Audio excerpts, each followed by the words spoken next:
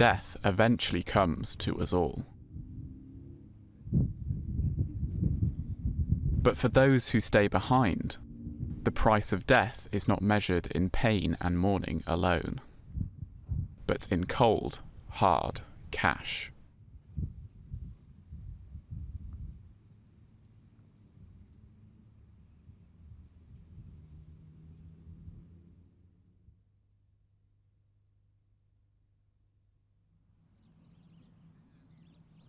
Death has become big business. And where there's money to be made, the competition can get nasty. As the Sabia family of Katalehong found out. When Andrea Sabia's wife passed away after a long illness, he took the body to the local police station to report her death. Here, he was confronted by what he calls a body-snatching racket, run from inside the charge office. The policeman on duty forced Mr. Sabia to hand over his wife's body to a specific undertaker, a business owned by an ex-policeman. Mr. Sabia refused. He insisted on using the undertaker linked to his own burial society. The policeman then refused to issue the necessary documentation. The outraged family turned to special assignment, and we accompanied them to Iziwe Funeral Undertakers to get to the bottom of the body-snatching allegations. I don't think that at this stage, at this moment, there is a police officer who can say it's either the body will be fetched by the undertaker Jameston or you just get away.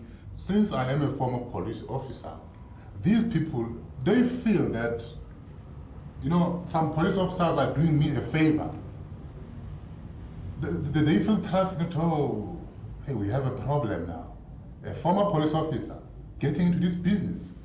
And people, when they have actually lost their family members, when people have died at home, they report to the police station, and this guy is known. So obviously, we are going to lose, which is absolutely not the truth. The Funeral Undertakers Association recommends a maximum storage fee of 50 Rand per body per day.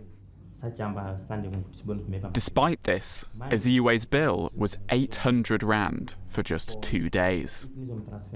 The issue at hand there is not about, charging people for having gone to remove the body and brought it into the mortuary. The issue at hand here is the services that we have rendered to the people. Because I want to put it on record that we cannot work for other funeral parlors.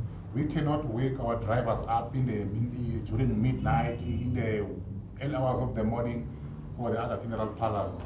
Who will at a later stage claim that, no, the people have got societies with them, so now we must just release the body free of charge.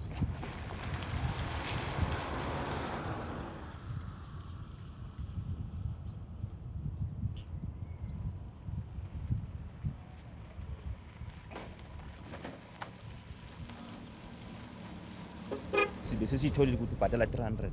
So ile nto yenza ukuthi angafuni. Umuntu nomuntu osibhala lapha uyambhadala. We will definitely investigate. But as I have indicated, our problem, people come at the police station when they are supposed now to submit statements, and then people are reluctant. For years, the Sabia family had made provision for dark days like these. They'd paid a monthly contribution to a burial society linked to a specific undertaker. Now, in their hour of need, they were left with only one option: to buy back the body of their loved one from Iziwe undertakers. For many poor people, an unexpected expense like this can be crippling. The Sabia family had to beg and borrow for 4 long weeks before they could finally lay to rest the body of their wife and mother.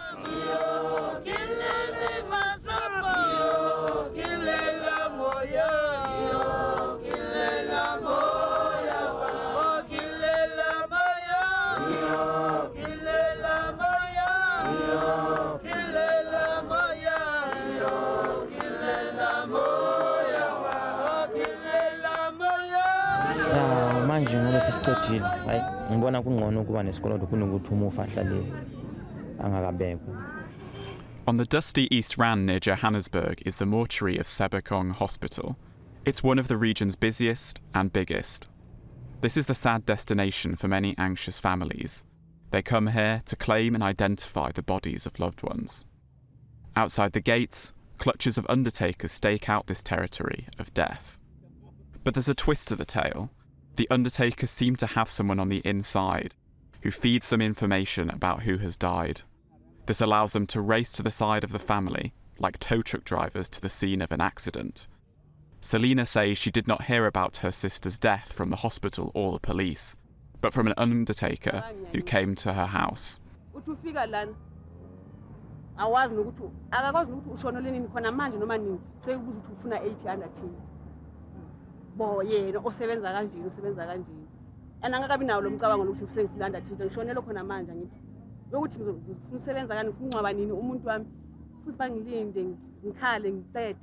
ngizithole kahle ukuthi ngime kuphi before ngizofuna yena i-undertaker ngithi bazongwazi ungibamba lana esibhedlela ngisaphuma esibhedlela ukuthi naku mina ngizokusiza ngiyala lapho.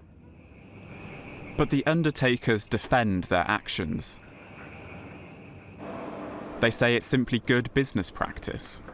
They need customers, and by being at the scene, they bring the business to the clients. They do admit that they pay for inside information and say that mortuary staff sell them the names of the deceased.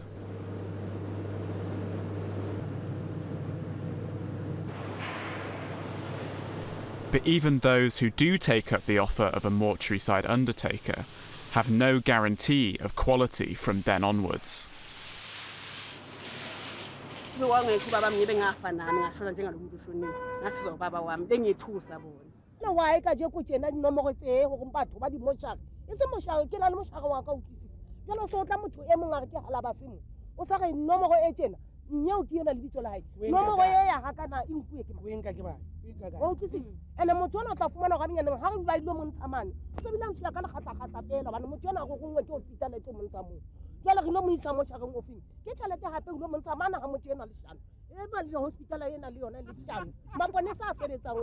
La esibhedlela egeyitini ngeke kubaphose la egeyitini uthi ungena nje futhi bayakutshela ukuthi umuntu wakho ose-odbani embhedeni othize ushonile awungifuni nanga ukusebenza umsebenzi wakho. We came across many small undertakers who don't stick to the guidelines set out by the established firms. But they claim to give a good, affordable service. And they don't make clients pay for all the frills.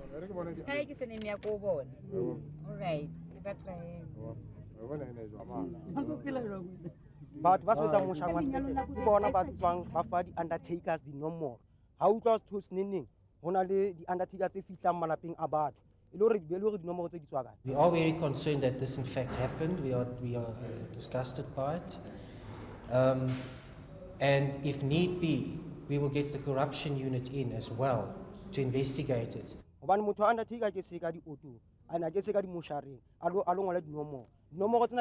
from Mushar, Buffet Undertaker, and Undertaker Buffet something.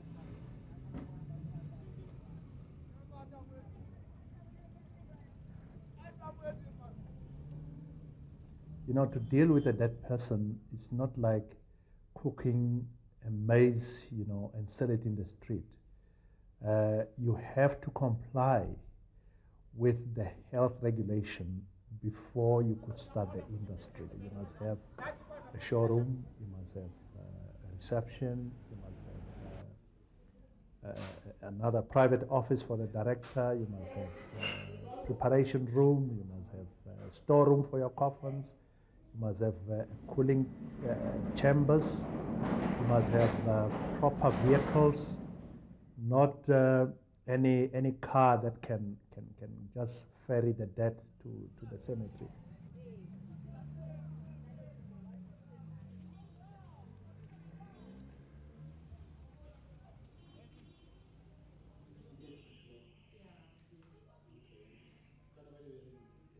Yeah, I just bought this freezer from, I bought it somewhere where they used to be an ice cream place. So it's very good because the body, you can't even hear the smell or whatever. So I just tell those people, I said, myself, I can offer them 10 rand a day, which means with the 10 rand a day, because I had that feeling our people, they don't have money. So it's how I got it with my prices. Really poor, we don't say they're poor, but it's quite reasonable. Our prices say it's from 2,490, which is quite reasonable. It's our second job, which is cost about 3,990, the whole service. You get 2 buses, tents, tables, graves, whatever. Our prices is there. This is a very important, it's the big guys. So that it's about 22,000. It's an import from overseas. Yeah. This is a local one. The job of this one is about 17,000 rand. And this one is also locally. It's a casket. This job is about 13,000. The last casket here, that is our cheapest, is about 9,500. Now, I don't want to rip people off, and I don't think so, because really today the economy, our economy is very bad. So you have to feel for the people. We found another undertaker operating right in the middle of suburbia. This man stores bodies in a mortuary, but prepares them for burial in his garage.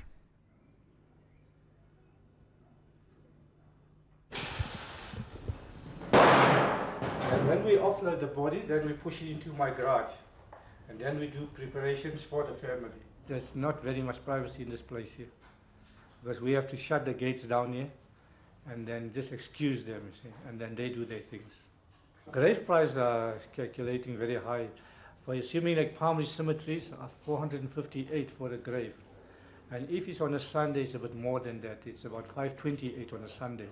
Funerals can be arranged from 1,700 right up to 5,000-6,000 rand.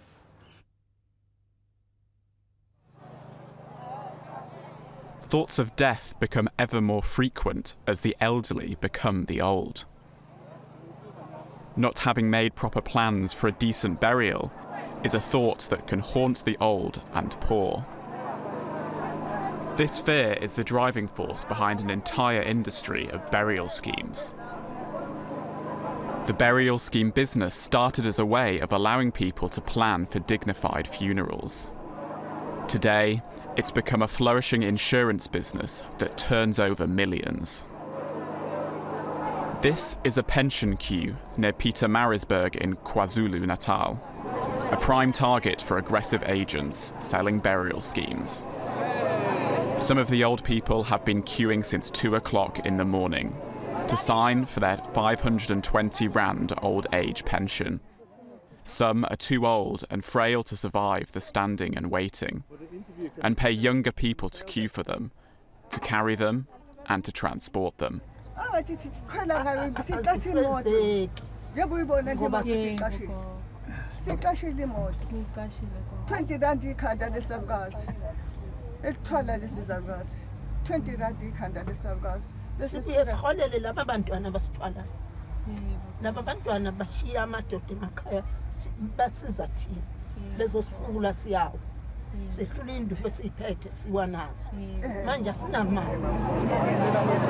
In amongst the mass of desperate people are the young funeral scheme agents, trawling for new customers. They sign up the often illiterate old people in the confusion and chaos of the payout queue. Once they've made their thumbprint on the funeral scheme form, monthly payments are deducted directly from their pensions. Many say they don't know what they're signing for. We are concerned that pensioners could be hoodwinked by unscrupulous people at pension pay points. When people go to collect their pensions, If they are told that they need, pensioners sometimes come from rural areas, are not very sophisticated, and if they are told that they need to put their fingerprint or to sign any particular document, they generally do for fear of not getting their pensions. We've had allegations from pensioners that they had to put their thumbprints on documents that they were not aware of, or they were not sure what they were putting their thumbprints or signing to. Also, the forms don't make provision for the nomination of a beneficiary, and we believe that this could be open to some kind of manipulation.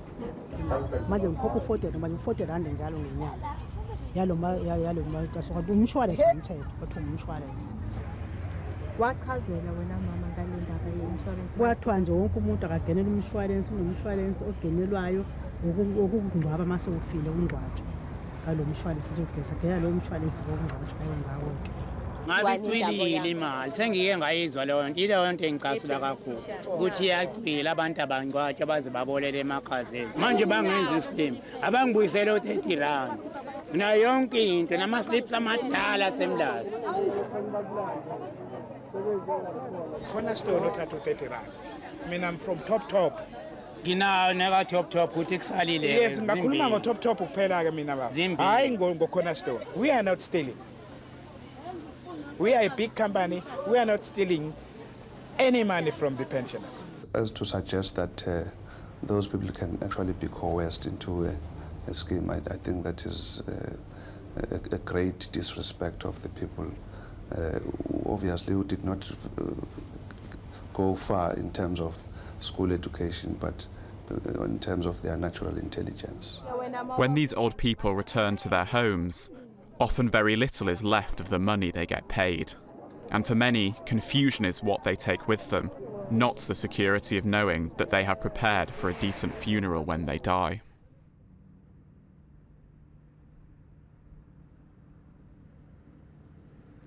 It's in the city where the innovations in the burial industry can best be seen.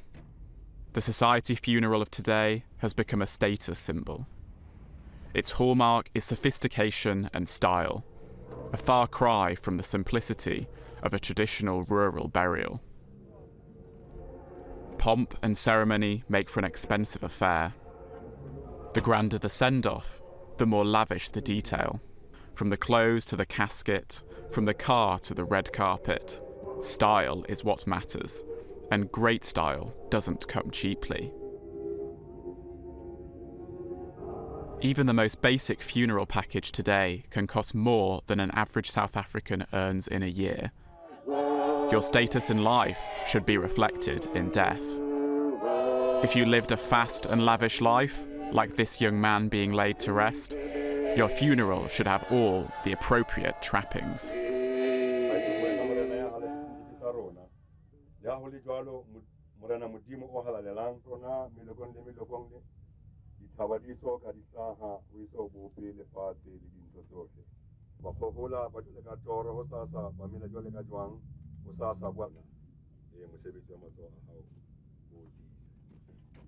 The funerals of today are the kickstart of any young and upcoming and enterprising business person.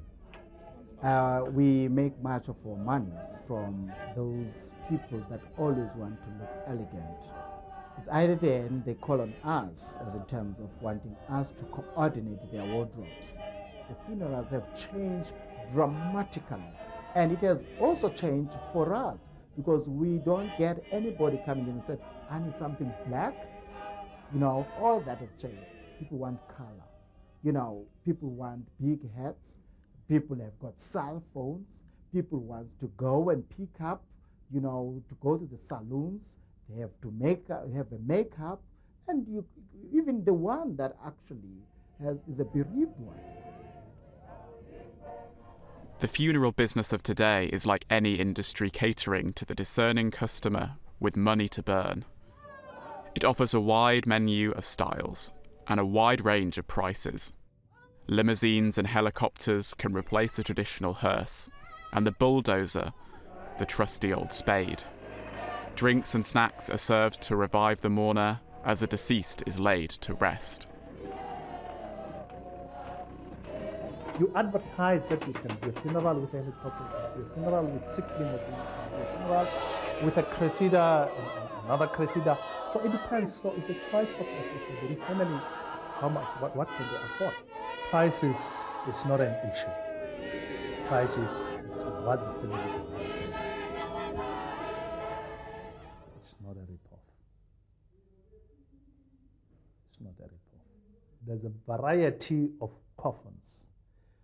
The choice is for the bereaved. But that choice in the funeral parlour showroom often comes with more than a 400% markup on the factory price.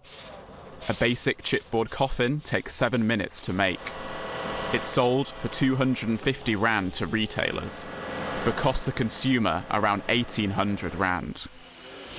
A pine coffin, costing 520 Rand, takes 20 minutes to make. It's sold for around 4,000 Rand at a funeral parlour, and a casket with a factory tag of 1,500 Rand can cost up to 6,000. Factories only sell to retailers and never directly to customers. Any markup is therefore guaranteed profit. Steel casket. We normally buy them from the USA. So as you can see, it's very, very comfortable. We've got a pillow here and this duvet. It's very, very comfortable for your beloved ones.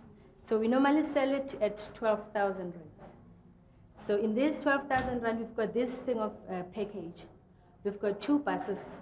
We've got a tent, 40 chairs, 2 tables, tent, hearse and family car. Actually, it's a round funeral car. We've got another different option from the import ones. These ones, they are made around here in South Africa. So they are so comfortable too. Comfort is very important when somebody is dead. Moreover, you know these people of today, we make pre-arrangement funerals. Moreover, when you have done that, I think it's very important that you deserve it because you pre-arranged your death before you die. Beautiful and affordable.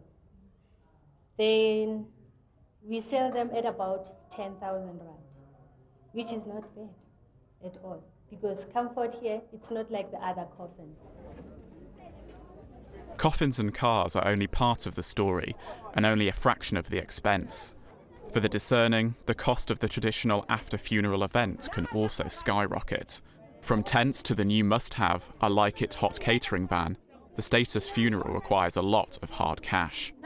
But the real money burner is a new kind of after-funeral party that has nothing to do with the old ways.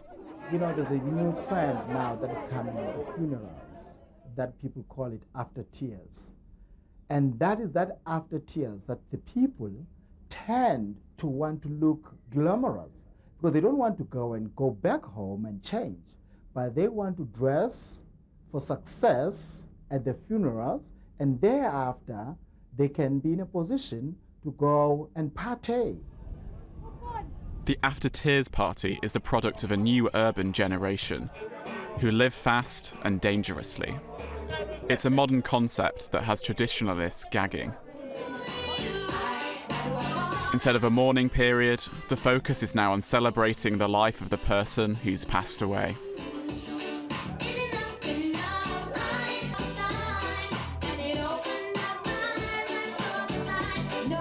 Some of us, we are turning a funeral into a festival, which is against, you know, our culture. To turn a funeral into a festival, you see a lot of things that were not supposed to be there. We don't focus too much to the person who actually left us or the one who's dead.